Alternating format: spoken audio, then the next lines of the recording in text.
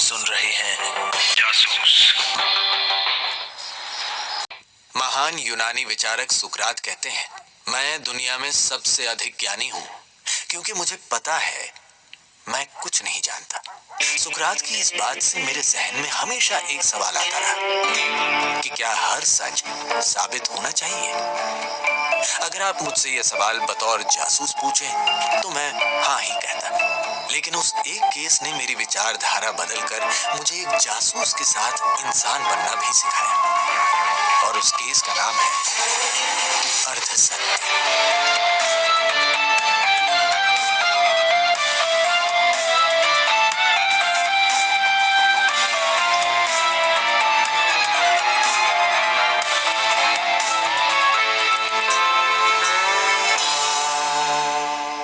1986 की गर्मियों में बंटी और मैं अपने कॉलेज के कुछ दोस्तों के साथ छुट्टियां मनाने श्रीनगर पहुंचे।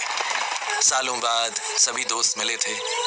इधर मोइन शेख हत्याकांड के बाद मेरी और मेरी मित्र मंडली की दिल्ली में खासी चर्चा थी। उस दिन मैं डल झील घूमने पहुंचा ही था कि दंगे छिड़ गए। लोगों ने पुलिस और आर्मी पर पेट्रोल की बोतलें फेंकना शुरू कर दी। कुछ पाकिस्तान के हिमायती लोग थे जिनकी मांग थी कि कश्मीर उन्हें दिया जाए। खैर, बड़ी मुश्किल से हम लोग बचते बचाते अपने होटल पहुंचे ही थे कि पता चला कि प्रमिला ने होटल में फोन किया था। इससे पहले टेलीफोन लाइन ठप पड़ जाए, मैंने तुरंत ही प्रमिला को फोन मिलाया। पता चला उनकी एक मित्र श्रीनगर में है जो मुझसे मिलना चाहती है। मैंने प्रमिला को होटल का पता दिया और उनके मित्र को मिलने बुला लिया। अगली सुबह 7 बजे मिसेस घोषाल मुझसे मिलने पहुंची। मधुमिता घोषाल, कैप्टन बलराम घोषाल की धर्मपत्नी। सिल्क साड़ी, अच्छे से बनाए हुए बाल और एक छोटा लेडीज पर्स। लंबाई कोई 5.5 फुट होगी। बातें हुई तो पता चला कि ये दोनों कलकत्ते से बचपन की सहेलियां हैं और इन दोनों बलराम घोषाल की पोस्टिंग श्रीनगर में है। मिस्टर भुवन। मधुमिता, आइए ना। Thank you. बैठ के बात करते हैं। हाँ तो मधुमिता जी कहिए, आप कावा पियेंगे या चाय? वैसे यहाँ का कावा बड़ा जबरदस्त होता है। मैं तो 10-12 कप यूं ही पी लेता हूँ। कहिए मधुमिता। मिस्टर भुवन, मुझे शक है मेरे पति का अफेयर चल रहा है। अच्छा, लेकिन आपको ये शक हुआ कैसे? एक्चुअली पिछले कुछ हफ्तों से वो ऑफिस के लिए 1 घंटा पहले निकलते हैं। हाँ। हमारे क्वार्टर से ऑफिस की दूरी सिर्फ 10 मिनट की है। अच्छा। फिर भी आजकल वापस आने में उन्हें देर हो जाती है। अभी 2 दिन पहले रात 1 बजे एक जीप हमारे घर आकर रुकी और एक लड़की उतरी जिसे मैंने पहले कभी नहीं देखा। बलराम उसी के साथ जीप में बैठकर कहीं चले गए। फिर अगली सुबह बलराम घर पहुंचे तो दिन भर सोते रहे।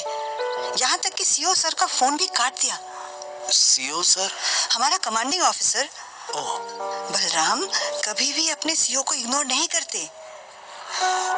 एनीवे, कल रात वो औरत उस जीप में फिर से आई और बलराम जो उसके साथ गए अब तक नहीं लौटे हैं। तो आपने उनसे कुछ कहा नहीं? कहा, लेकिन उन्होंने मुझे डांट कर चुप करवा दिया। इसीलिए मैंने प्रमिला से आपका पता लिया। पक्का अफेयर है मैडम। मेरा डिटेक्टिव इंस्टिंक्ट कहता है पक्का आपके पति का अफेयर चल रहा है। बंटी, मिसेस घोषाल, आप मुझे थोड़ा समय दीजिए, मैं पता करता हूँ। जी। मिस्टर भुवन, ये मेरे पति की तस्वीर है। एड्रेस और फोन नंबर पीछे लिखा है। कोई भी दिक्कत हो तो प्लीज मुझे खबर कीजिए। अच्छा। मिसेस घोषाल के जाने के बाद मैंने बंटी को कैप्टन घोषाल के बारे में जानकारी इकट्ठा करने का काम दिया और खुद आर्मी हेडक्वार्टर की तरफ गया। शहर में कर्फ्यू लगने की संभावना थी। कई घरों और मोहल्लों से दंगों की खबरें आ रही थी। किसी तरह कैंट एरिया पहुंचा तो देखा कि एंट्री मना थी, सो मैं आसपास ही घूमता रहा। दिन भर अपराधियों से भरी आर्मी वैन का आना जाना लगा रहा और देखते ही देखते शाम हो गई। कैप्टन बलराम ना तो अंदर जाते दिखे ना ही बाहर आते। क्या वो आज ऑफिस आए हैं या नहीं? मैं वापस होटल पहुंचा तो बंटी बेसब्री से मेरा इंतजार कर रहा था। अबे कहाँ गया था? कब से तेरा इंतजार कर रहा हूँ। क्या हुआ, कुछ पता चला? अरे मुझे क्या, पूरे देश को पता चल गया। ये देख। बंटी ने मुझे अखबार दिखाया। हेडलाइंस थी, कैप्टन बलराम 2 उग्रवादियों के साथ पकड़े गए। मैंने बंटी की तरफ देखा। अबे आगे तो पढ़। ये आदमी तो मेडल की दुकान है भाई। हर दूसरे साल इसे एक मेडल मिला है। अभी पिछले ही साल राष्ट्रपति वीरता पुरस्कार भी इसी ने जीता था। मुझे तो लगता है इसका जो अफेयर था ना भाई, वो इन्हीं उग्रवादियों के साथ था। वो सब तो ठीक है, लेकिन इतना बड़ा अफसर और उग्रवादियों से संबंध? यार दाल में कुछ तो काला है। मिसेस घोषाल को फोन लगा। हाँ लगा रहा हूँ। ये ले, घंटी जा रही है। किसी ने फोन नहीं उठाया। रीडायल करने पर एंगेज टोन आती रही। मैंने उनके घर जाने का फैसला किया। बाहर निकलकर हमने एक टैक्सी ली और कैंट पहुंचे। बाहर गार्ड ने हमारी आईडी देखकर हमें अंदर जाने दिया। कैप्टन घोषाल के क्वार्टर के बाहर कोई खास पहरा नहीं था और हम दोनों दीवार कूदने में माहिर थे। गैरेज से होते हुए हम घर के अंदर गए। एक आलीशान घर, अंदर तरह तरह की पेंटिंग्स और शोपीस रखे थे। सामने ही एक डायरी रखी थी जो कि आगे बहुत काम आने वाली थी, इसलिए मैंने उठा ली। भुवन! क्या हुआ? धीरे बोलना। ओए तू ये पहले देख। दीवार पर कैप्टन घोषाल की शादी की फोटो टंगी थी। मधुमिता घोषाल के नाम से जो महिला मुझसे मिलने आई थी वो इस तस्वीर में थी ही नहीं। ये कोई और ही महिला थी। ये केस सिर्फ उतना ही नहीं था जितना मैंने सोचा था। एक फर्जी मधुमिता घोषाल ने मुझे जिस व्यक्ति के अफेयर का केस दिया, वो व्यक्ति 2 आतंकवादियों के साथ गिरफ्तार हो चुका था। लेकिन क्यों? ये महज इत्तेफाक नहीं था। स्टडी रूम में मुझे एक कागज का पर्चा मिला जिस पर लिखा था शाह-ए-हमदान। सामने एक लोडेड पिस्तौल थी और सेफ्टी कैच भी खुला था। साथ ही एक कैमरा, आर्मी के डॉक्यूमेंट्स और कुछ किताबें थी। कैमरे को देखकर ये कहा जा सकता था कि यहाँ रेड पड़ चुकी है। सारा सामान बिखरा था। बंटी ने दीवार से वो तस्वीर निकालकर अपनी जेब में रख ली। तभी मेरी नजर टेलीफोन पर पड़ी। रिसीवर उठाकर किनारे रखा हुआ था, लेकिन आधे घंटे पहले जब बंटी ने फोन लगाया था तब तो घंटी बजी थी। इसका मतलब अभी थोड़ी ही देर पहले कोई घर में आया था, लेकिन कौन? फौज से कोई आता तो रिसीवर के साथ छेड़छाड़ नहीं करता। मतलब कोई और ही था, वो भी उस वक्त जब मैंने फोन किया था, क्योंकि पहली बार तो घंटी बजी थी, लेकिन दूसरी बार सिर्फ एंगेज टोन। मुझे हॉल से एक शोर सुनाई दिया। मैं दौड़कर हॉल पहुंचा। बंटी जमीन पर बेहोश पड़ा था और सामने एक आदमी बंटी पर बंदूक ताने खड़ा था। उसने एक कश्मीरी चोगा डाला हुआ था और शॉल से उसका चेहरा ढका था। मैंने सामने टेबल से जग उठाकर उस आदमी पर फेंका। जग उसके हाथ में लगा और बंदूक गिर गई। वो बाहर को भागा, मैं उसके पीछे भागा। गैराज के पास पहुंचकर उसने दीवार पर चढ़ने की कोशिश की। मैंने उसका पैर पकड़कर उसे नीचे खींचना चाहा, लेकिन उसने जोर से मेरे मुंह पर लात मारी। वो दीवार कूदकर भाग निकला, मगर उसका जूता मेरे हाथ लग गया। मेरी नाक से खून बहने लगा। मैं वापस दौड़कर अंदर गया तो देखा कि बंटी के सिर पर चोट आई थी। आई! अरे भाई कौन था वो? पता नहीं, साला भाग गया। सिर्फ उसका जूता हाथ लगा है। तो ठीक है? अबे घंटा ठीक हो, देखियो सिर पे टोला हो गया यार। आई! कुछ नहीं हुआ है, चल खड़ा हो। अरे मुंह पर नहीं मारना था यार। प्रमीला को अभी तो इस चेहरे से प्यार हुआ था। इन बीते 1.5 सालों में बंटी का परिचय प्रमिला से हुआ और उसे प्रमिला से प्रेम भी हो गया। वहां से निकलकर हम लोग अपने होटल पहुंचे और बंटी ने प्रमिला को फोन लगाया। हेलो प्रमीला जी, अरे आपने तो फंसा ही दिया मैं। क्या हुआ बंटी? अरे आपकी जो दोस्त मधुमिता के नाम से मिलने आई थी ना, वो तो झूठी मधुमिता निकली। हाँ? मतलब? अरे वो असली मधुमिता नहीं थी। लेकिन मधुमिता को भुवन का रेफरेंस तो मैंने ही दिया था। तो आपकी और मधुमिता की बात कब हुई? कल शाम, और आज सुबह वो आप लोगों से मिलने गई। फिर बंटी ने प्रमिला को पूरी बात बताई। इस बीच मैंने जूते को ध्यान से देखा। जूता ब्रांडेड नहीं था, किसी मोची ने बनाया था। नीचे एक लेबल था, शाहीन शूज सौरा। अगली सुबह शाहीन शूज जाना जरूरी हो गया था। कल सौरा बाजार जाना है। पहले वैद्य जी के पास चले क्या? कौन वैद्य जी? वही अपने डॉक्टर साहब। यार तेरी भाभी से बात करके दिल में दर्द सा होने लगा है। हाथ लगा के देख, अटैक तो नहीं पड़ गया? बस कर यार, यहाँ केस का कुछ समझ में नहीं आ रहा और तू है कि। अगली सुबह मैंने बंटी को जूते के साथ सौरा बाजार भेजा और मैं फिर से कैप्टन घोषाल के घर के लिए निकला। शहर में कर्फ्यू तो लगा ही था।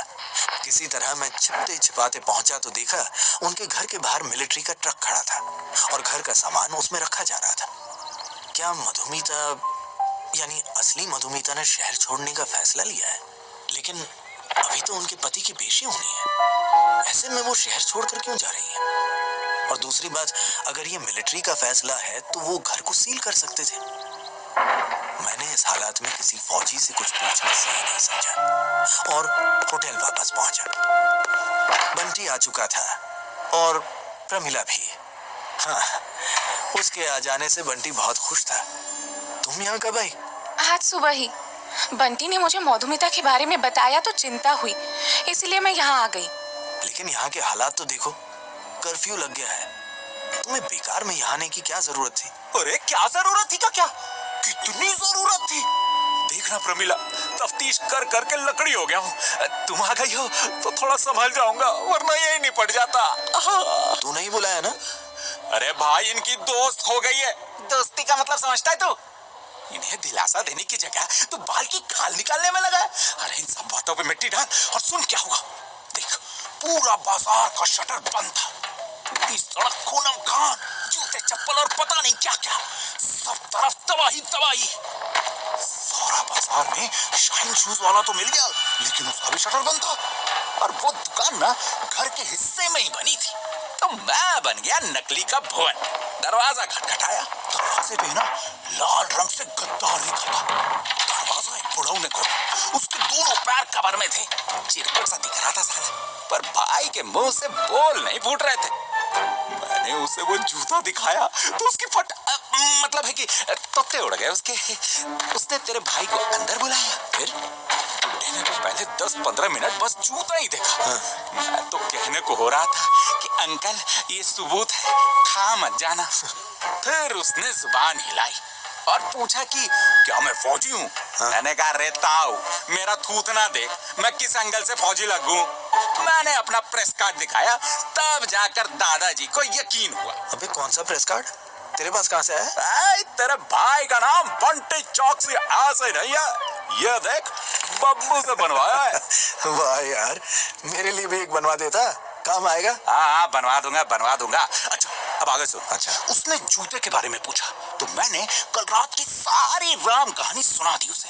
उसने बोला नामुमकिन। मैंने कहा घंटा, किसको बेचा ये जूता भाई? तो उसने बताया कि ये सैंपल वाला जूता है जो उसने अपने बेटे को दिया था। मेरा तो मुंडा आउट हो गया भाई। मैंने कहा बढ़ाओ अपना लौंडे को। तब जाके पता चला कि उसका लौंडा इकबाल वही है जो कल कैप्टन घोषाल के साथ धर लिया गया है। अब अगर वो कल सुबह से जेल में है तो कल रात वो अपने ऊपर चढ़ने वाला कौन था? उसका भूत। मैंने बुढ़े से पूछा तो उसने भी यही रिपीट किया। अच्छा, तो क्या तूने उनसे ये पूछा कि वो कभी कैप्टन घोषाल से मिले? और फहीम? अरे बताता हूँ यार, तू तो घोड़े पे ही रहता है। रुकना। हुआ क्या कि 2 साल पहले इकबाल की किसी फौजी से लड़ाई हो गई दुकान पे। अरे वही मोल भाव को लेके तो साला इकबाल को उठा के ले गया। लेकिन 2 दिन बाद इकबाल घोषाल के साथ घर आया और घोषाल के लिए कुछ काम करने लगा। एक दिन इकबाल अपने बापू से कहा कि वो कुछ दिन के लिए बाहर जा रहा है, तो बूढ़ो भड़क गया। तब इकबाल ने बताया कि वो फौज का जासूस हो गया है, मतलब मुखबिर, और वो पाकिस्तान जा रहा है जासूसी करने। तब तो बुढ़े का गुस्सा पारा फोड़ के निकल गया और जो तमाशा हुआ, फिर घोषाल मिलने आया, बुढ़ऊ से बात की और उसे मनाया। तब से इकबाल पता नहीं कहाँ गया। फहीम भी 1-2 बार इकबाल के साथ आया, लेकिन बुढ़ऊ के हिसाब से फहीम की बोली उस पार वालों जैसी थी। अच्छा, और उस पर्ची का क्या, जिस पर शाहे हमदान लिखा था? अबे वो मस्जिद तो बस उसके घर के पास ही है और ये लोग नमाज पढ़ने वहीं जाते हैं। इकबाल भी। मामला था कि नाचता ही जा रहा था। जो उग्रवादी कल एक आर्मी अफसर के साथ पकड़ा गया, उसके जूते पहनकर किसी ने मुझ पर हमला किया। जिस महिला ने मुझे केस दिया उसका कोई पता नहीं। खैर, शाहे हमदान मस्जिद से इकबाल का नाता बस इतना ही था कि वो सबसे पास की मस्जिद थी। अब नए सवाल खड़े थे, जैसे क्या कैप्टन बलराम और इकबाल सच में देशद्रोही थे? क्या कैप्टन घोषाल ने उसे सिर्फ मुखबिरी के लिए रखा था? क्या वो खुद भी उग्रवादी से मिले हुए थे? और फहीम मुखबिर था या उग्रवादी? बंटी ने रेडियो चालू कर दिया और प्रमिला कैप्टन घोषाल की डायरी पढ़ने लगी। तभी किसी चीज पर उसकी नजर पड़ी। भुवन, हाँ? ये देखो, बलराम ने लिखा है जूते को उस पार भेज दिया है, क्या पता रामचंद्र जूते पहना पाएगा। हेर माने, अब इसका क्या मतलब हो सकता है? जूता मतलब इकबाल और वो उस पार भी गया था, लेकिन रामचंद्र कौन है? एक बात और मुझे परेशान कर रही है। कैप्टन घोषाल ने एक कागज पर शाहे हमदान लिखा था, जो सौरा इलाके में ही एक मस्जिद है। इस मामले की तह तक जाने के लिए लगता है मस्जिद में जाना ही होगा। भुवन ठहर, एक मिनट रुक। देशद्रोह के आरोप में पकड़े गए कैप्टन बलराम घोषाल और दोनों दहशतगर्दों को कोर्ट में पेश किया गया। कैप्टन घोषाल को अपने बचाव में सबूत पेश करने के लिए कल दोपहर तक का वक्त दिया गया है। वहीं दूसरी तरफ दोनों दहशतगर्दों को मुजरिम पाते हुए उनका मुकदमा श्रीनगर हाई कोर्ट भेजा गया। मेरे पास कल रात का समय था सच का पता लगाने के लिए। मैंने सुबह होते ही एक इन्फॉर्मेशन के सिलसिले में बंटी को आर्मी हेडक्वार्टर भेजा और प्रमिला और मैं शाहे हमदान मस्जिद के लिए निकल पड़े। श्रीनगर की गलियों में छिपते छिपाते आर्मी वालों से बचते हुए हम किसी तरह मस्जिद पहुंचे। मस्जिद के दरवाजे पर एक लड़का खड़ा था जिसने हमें जल्दी से अंदर आने का इशारा किया। जैसे ही हम दरवाजे से मस्जिद में घुसे, लड़के ने दरवाजे को अंदर से बंद कर दिया। मैं कुछ बोलने ही वाला था कि सामने का मंजर देखकर मैं दंग रह गया। लगभग 200 लोग, मर्द, औरत, बच्चे, बूढ़े उस मस्जिद के आंगन में बैठे थे। उसमें से कई जख्मी थे, कोई आग में जला था तो किसी के हाथ और पैर गायब थे। इससे पहले कि मैं कुछ समझ पाता, मस्जिद के मौलवी ने मेरे कंधे पर हाथ रखा। घबराओ मत बेटा, यहीं कहीं बैठ जाओ, मदद आती ही होगी। जी, कौन है ये लोग? कैसी मदद आ रही है? अच्छा, तो तुम यहाँ के बाशिंदे नहीं हो? बेटा, ये लोग ब्राह्मण हैं। इन बीते सालों में कुछ भटके लोगों ने इनके घर बार जला दिए। इधर कर्फ्यू भी लग गया। ना तो ये लोग कश्मीर में रह सकते हैं, ना ही बाहर जा सकते हैं। इसलिए मैंने इन सबको यहाँ पनाह दी हुई है। सभी यहाँ महफूज है। लेकिन तुम कौन हो और यहाँ कैसे? मैं भुवन पांडे, एक प्राइवेट जासूस हूँ। एक केस के सिलसिले में एक आर्मी ऑफिसर का जिक्र आया था जिन्होंने कागज पर शाहे हमदान लिखा था। हाँ बेटा, शाहे हमदान मस्जिद तो यही है, लेकिन उन जनाब ने हमारी मस्जिद का नाम क्यों लिखा है? पता नहीं। वैसे आप कैप्टन बलराम घोषाल को जानते हैं? हाँ, मैं एक कैप्टन घोषाल को तो जानता हूँ। कई दिनों तक वो ही यहाँ खाना, कपड़े और दवाइयाँ लाते रहे, लेकिन पिछले 2 दिन से आए नहीं। क्यों? और कौन आता था उनके साथ? उनके साथ कई बार इखलाक का बेटा आया करता था और 1-2 बार रामचंद्र भी आया है। लेकिन बात क्या है? इखलाक का बेटा इकबाल? हाँ, लेकिन बात क्या है वो तो बताओ। 1 मिनट। देखिए, ये है फहीम खान। आपने कभी इसे कैप्टन के साथ देखा है? अरे ये तो रामचंद्र है, नाम गलत छपा है। अब बताओ बात क्या है? मैंने कैप्टन की गिरफ्तारी की पूरी बात उन्हें बताई। मस्जिद में छुपे होने की वजह से उन्हें कोई जानकारी नहीं थी। पूरी बात सुनकर वो भड़क गए। क्या बकवास है, मुझसे तो ऐसी कोई बात नहीं हुई थी। क्या बात नहीं हुई थी? पहले तुम वादा करो कि तुम बलराम को बचा लोगे और उन दोनों बच्चों को भी। मैं पूरी कोशिश करूंगा, पर आप पूरा सच तो बताइए। मौलवी ने एक लंबी कहानी सुनाई जिसके खत्म होते होते 11 बज गए। यानी बलराम की सुनवाई चल रही होगी। मौलवी साहब, आपने जो कुछ भी अभी मुझे बताया, क्या आप वो सब कोर्ट में कहेंगे? बेशक कहेंगे। कब है सुनवाई? अभी। जल्दी चलिए। आओ प्रमिला। हम तीनों पैदल ही कैंट एरिया की तरफ निकल गए। जब कैंट के दरवाजे पर पहुंचे तो गार्ड ने हमें रोक लिया। कोर्ट में कैप्टन घोषाल की सुनवाई चल रही है, हमें वहां जाना है, प्लीज, अर्जेंट। गार्ड ने घूर कर हम सबको देखा और अंदर से बाहर की तरफ जाती मिलिट्री वैन की तरफ इशारा किया। वैन के आगे पीछे आर्मी की गाड़ियों का काफिला था। हमारी सांसें रुक गई। जैसे ही वैन हमारे पास आई, मौलवी साहब को खिड़की पर इकबाल की शक्ल दिखाई दी और वो वैन के पीछे दौड़ पड़े। इकबाल! हम सब हार चुके थे। इकबाल! मैं और प्रमिला होटल आ गए। बंटी भी आ चुका था। पहली बार मैं वक्त रहते सच साबित नहीं कर पाया। हम हार नहीं मानेंगे भुवन। तुम पवार साहब को फोन क्यों नहीं कर लेते? हाँ, सही कहा, अभी करता हूँ। ओए, तूने किसी को बुलाया था क्या? नहीं तो। प्रमिला जी, आपने किसी को बुलाया था क्या? ना तो। इस वक्त कौन हो सकता है? मैं उठा और आई होल से बाहर देखने की कोशिश की। बाहर बलराम घोषाल खड़े थे। मैंने फौरन दरवाजा खोला। उनके चेहरे पर मुस्कान थी। भुवन? जी। Hello, this is Balram Ghoshal. Oh, Pramila भी यही है। कैसी हो प्रमिला? देखो देखो, तुमसे मिलने कौन आया है। एक महीन सिल्क की साड़ी पहने, माथे पर बड़ी सी लाल बिंदी और चूड़ियां। प्रमिला उसे देखते ही दौड़कर उससे गले लिपट गई। ये है मेरी वाइफ मधुमिता घोषाल। भाई ये सब क्या हो रहा है? भाई सब यहाँ खड़े खड़े बताऊं या अंदर भी बुलाओगे? Oh, I am so sorry. Please come in and have a seat. हम सभी अंदर बैठ चुके थे। मेरे कई सवालों के जवाब अभी मिलने थे। कैप्टन बलराम ने अपनी सिगरेट जलाई और बताना शुरू किया। Bhuvan, I will be honest with you, क्योंकि सच्चाई का हाथ और झूठ के कान पकड़ने वाले आप जैसे जासूस से झूठ बोलने का कोई फायदा है नहीं। इंडियन आर्मी ने मुझे लश्कर को इन्फिल्ट्रेट करने का एक मिशन दिया था, क्योंकि इनके मंसूबों को देखकर इनके ऊपर लगाम लगाना जरूरी हो गया था। तभी मैं तनवीर यानी उसी मौलवी से मिला जिनके साथ आप कैंट तक आए। तनवीर को सरेंडर करना था और मुझे उसके नेटवर्क में घुसना था। तो हम दोनों ने एक दूसरे की मदद करते हुए इस मिशन में फहीम यानी अपना ये रामचंद्र और इकबाल को भी जोड़ लिया और दोनों को पाकिस्तान भेजा गया। मैं आर्मी के गैर जरूरी इंफॉर्मेशन लश्कर को और लश्कर की इंफॉर्मेशन आर्मी को देता रहा। ये काम करते करते हमें पता ही नहीं चला कि कब हम नेटवर्क के अंदर घुस गए। इधर मेरी धर्मपत्नी प्रेग्नेंट हो गई, मुझे अब बाहर जाना था। आर्मी ने मेरी रिक्वेस्ट मान ली, पर लश्कर उसके पास ऐसा कोई नियम नहीं था। सो मैंने अपने सीईओ से बात करके ये प्लान बनाया कि हम तीनों अरेस्ट होंगे और ऑफिशियली हमें जेल भेजा जाएगा, लेकिन अनऑफिशियली मैं अपनी पत्नी के साथ कोलकाता में, रामचंद्र बनारस और इकबाल दिल्ली में रहेगा। It was all a plan as you see. लेकिन आप मिस्टर भुवन, आप सच के इतने करीब आ चुके थे।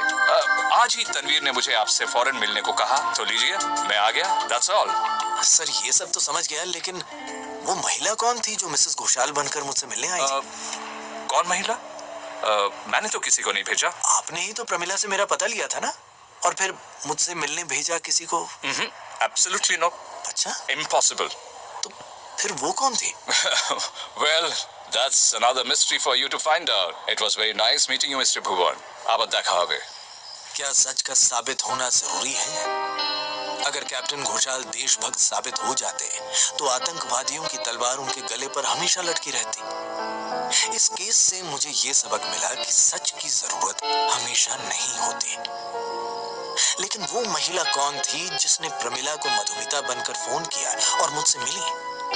इस सच्चाई से पाला पड़ने में थोड़ा वक्त था और मैं उस वक्त का बेसब्री से इंतजार करने वाला था।